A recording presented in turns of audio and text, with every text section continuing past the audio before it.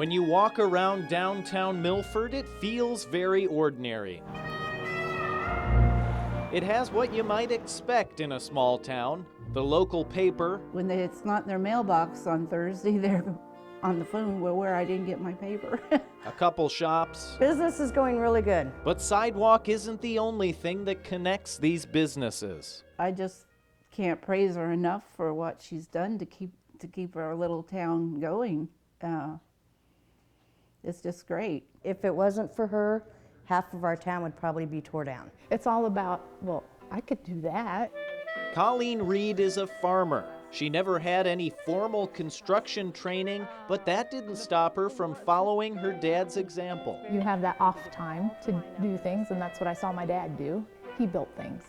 What they say, how do you know what you're doing? And I either watch TV or read books, or really, it's not, I hate to make it sound bad, but it's not rocket science, unless you're talking engineering things, which I usually stay away from.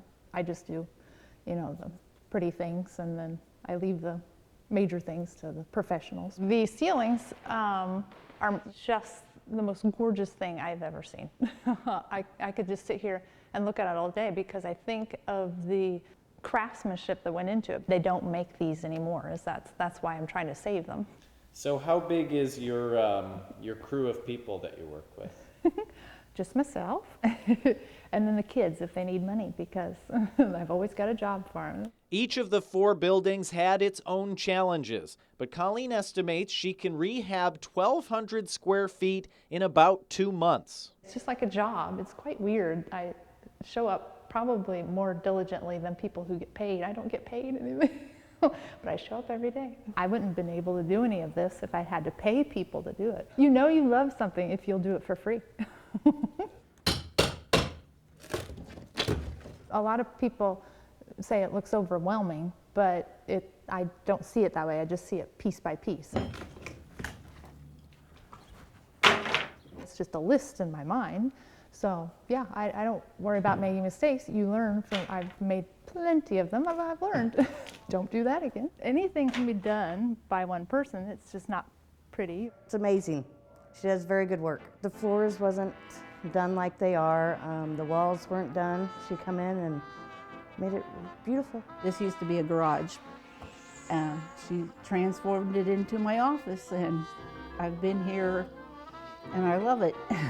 5 businesses can all thank Colleen for their new homes, and a few more are still to come. But this one may be the most thankful. All of this is free, but they do take donations. So it's geared for people who can't afford the clothes, but other people come in and shop, actually. I knew that they wouldn't be able to, afford the upkeep or, to fix it or anything, so I offered to buy it and fix it up and they could use it. So do they just pay rent to you? No, they don't pay rent. I donate it, and then they pay the utilities, I guess. They keep it warm, It was just, I guess I was doing it to save the building. It just seemed like the thing to do. I didn't really put much thought into it to say, oh, I'm losing X amount of dollars. It just needed to be done, so that's what I did. I had to do it. I had to save it. That's a pretty big act of charity, it seems like. Or stupidity, I'm not sure. I don't know what you label it. My belief is the look of your downtown signifies the feeling of the town. So if it looks run down, then that's the feeling of the town.